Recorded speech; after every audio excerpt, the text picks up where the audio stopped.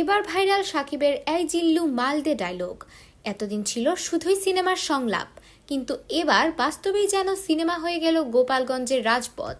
গতকাল জাতীয় নাগরিক পার্টির অর্থাৎ এনসিপি সমাবেশ ঘিরে গোপালগঞ্জে দেখা যায় ধাওয়া পাল্টা ধাওয়ার উত্তপ্ত পরিস্থিতি।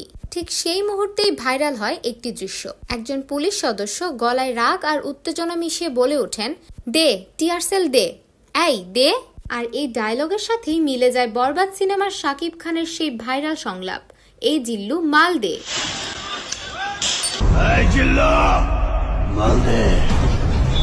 সামাজিক যোগাযোগ মাধ্যমে মুহূর্তেই ছড়িয়ে পড়ে ভিডিওটি।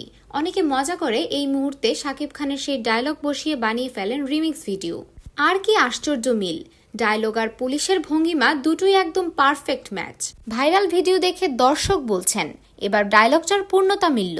এমনকি বরবাদ সিনেমার পরিচালকও মজা করে শেয়ার করেছেন এই মজার ক্লিপ।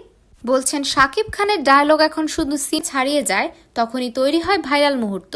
সো ভিউয়ার্স, ভাইরাল পুলিশের এমন মুহূর্ত দেখে আপনাদের কেমন লাগছে জানাতে পারেন ভিডিওর নিচের কমেন্ট বক্সে।